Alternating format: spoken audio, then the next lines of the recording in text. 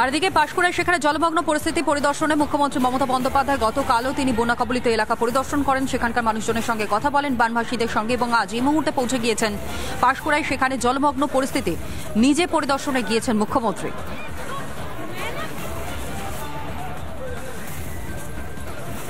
বানভাসী মানুষ মুখ্যমন্ত্রীকে সামনে পেয়ে তারা অভিযোগ জানান,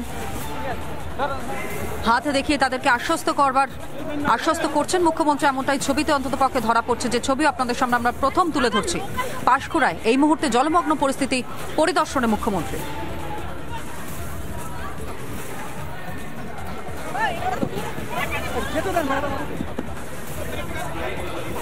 সাধারণ মানুষে তারা তাদের অভিযোগ জানাচ্ছেন মুখ্যমন্ত্রী মমতা বন্দ্যোপাধ্যায়কে। পরিদর্শনের পর মুখ্যমন্ত্রী কি জানিয়েছেন শোনাই।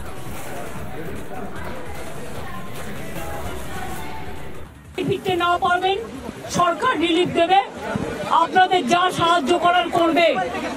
এটা ঝাড়খণ্ড জল ছেড়েছে এবং ডিবিসি কেন্দ্রীয় সরকারের সংস্থা আমার মনে হচ্ছে 4 লাখ কিউসেককে ছাড়িয়ে গেছে, যা কোনোদিন জীবনে হয়নি। পুরো চক্রান্ত, মানে এটা পূর্ব পরিকল্পিত এবং এটা পরিকল্পিত বন্যা। এটা আমাদের বৃষ্টির জলে বন্যা নয়, বৃষ্টি হয়েছে 3-4 দিন, কিন্তু এটা ম্যানমেড প্ল্যান।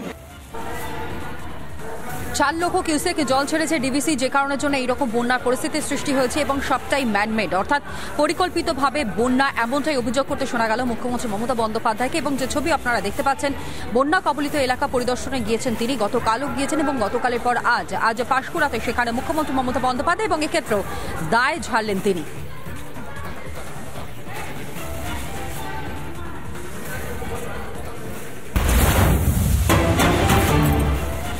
অন্যদিকে বন্যা পরিস্থিতি পরিদর্শনে যান মিতালি বাগ। 2 দিন ধরে তিনি কোথায় ছিলেন সাংসদ, প্রশ্ন করেছেন বানভাসীরা। বিক্ষোভের মুখে পড়তে হয়েছে তাকে।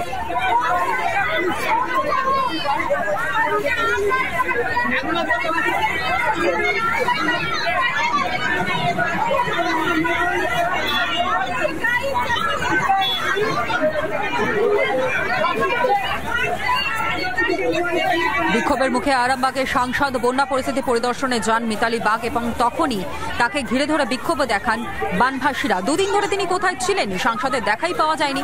মিতালিকে ঘিরে প্রশ্ন এলাকাবাসীর, শুনুন। উনি যে নিয়েছেন এখানে যে পরিস্থিতি, কোনো মানে যে উপরওয়ালার লোকেরা কোনো বন্যার সময় যখন এখানে ভেঙে যায়, মানে ভাঙার পরিস্থিতি হয়ে গেলে কেউ একটা দেখতে আসেনি। তাহলে বস্তা বালি কিছু সাপ্লাই নেই, যে যার দখল মতো যে যার ইচ্ছে মতো নামিয়ে নিচ্ছে, মানে কাকল জোর করে যায়, মারপিটের অবস্থা এরকম হয়ে গেছে। নিজস্ব ইট দিয়ে, এই দামি নিজস্ব ইট দিয়ে এখানে কোনো রকম ঘেরে এখানে বিশাল বড় মহিলা পড়েছে। মানে বলতে চাইছেন প্রশাসনের কোনো লোক আসেনি? না, কেউ একটা লোক আসেনি দেখার জন্য। পুরো পার্টির লোককে তাদের হাতে পায়ে ধরা হয়েছে। কি বলছেন?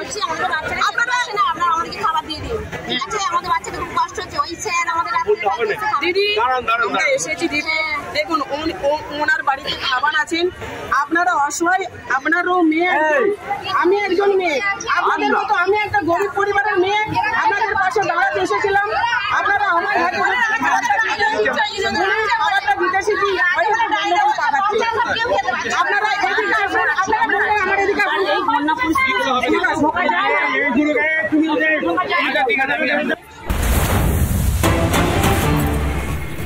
আর এদিকে বন্যা কবলিত এলাকায় গিয়ে পৌঁছেছেন রাজ্য বিজেপির সভাপতি সুকান্ত মজুমদার, কেন্দ্রীয় প্রতিমন্ত্রী, এবং পাঁশকুড়ায় সেখানে পৌঁছে যান তিনি। জলমগ্ন এলাকা পরিদর্শন, রাজ্য বিজেপির সভাপতি স্থানীয়দের সঙ্গে কথাও বলেন সুকান্ত মজুমদার।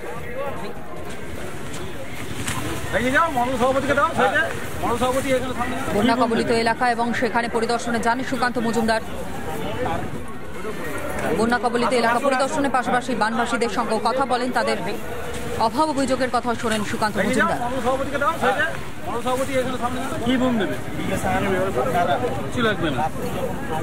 নিরাপদ আশ্রয় অর্থাৎ অন্যত্র তাদেরকে নিয়ে যাবে এবং একই সঙ্গে ত্রাণ সামগ্রী তারা পাচ্ছেন কিনা সে সমস্ত বিষয় খোঁজও নেন সুকান্ত মজুমদার। স্থানীয় বাসিন্দাদের বক্তব্য শোনেন। রাস্তার অবস্থায় নদীর বাঁধ ভেঙে, আমাদের কাঁসাই নদীর বাঁধ ভেঙে এত পরিমাণে জল ঢুকেছে যে গোটা প্রায় 30টা গ্রাম ডুবে গেছে।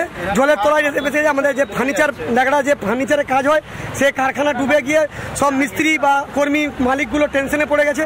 এখন পাঁচকুড়া হাইওয়ের উপরে জল, এখন আমরা কি করবো খুঁজে পাচ্ছি না। সব পালঙ্ক আমাদেরকে বের করতে হচ্ছে, আমাদের পরিস্থিতি এতই খারাপ।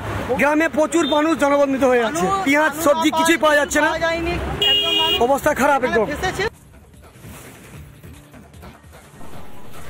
টানা বৃষ্টিতে জলমগ্ন উদয়নারায়ণপুর, প্লাবিত একের পর এক গ্রাম আমতা। উদয়নারায়ণপুর রাজ্য সড়ক পুরোপুরিভাবে জলের তলায় চলে গিয়েছে। প্লাবিত আমতা 2 নম্বর ব্লকের 5টি গ্রাম, যে ছবি আপনারা দেখতে পাচ্ছেন, একবার টপ ভিউ আপনাদের সামনে। ঠিক করছে জল। বন্যা কবলিত এলাকায় অন্যদিকে পরিদর্শনে যাচ্ছেন বিভিন্ন সময় সাংসদরা, বিধায়করা, কিন্তু সেখানে গিয়েও কার্যত ক্ষোভের মুখে পড়তে হচ্ছে। রাস্তাঘাটে সম্পূর্ণভাবে জলের তলায় চলে গিয়েছে, যোগাযোগ ব্যবস্থা কার্যত বিচ্ছিন্ন হয়ে গিয়েছে। এমনকি ত্রাণ সামগ্রী বিভিন্ন জায়গায় এখনো পর্যন্ত পৌঁছচ্ছে, যেমনটা তারা বলছেন। বসত বাড়ি সেখানে পর্যন্ত কোমর সমান জল, যে ছবি এই মুহূর্তে আপনাদের সামনে উদয়নারায়ণপুর, এবং সেখানে কার্যত ঠিক করছে জল। বন্যা কবলিত এলাকা পরিদর্শন অন্যদিকে মুখ্যমন্ত্রী।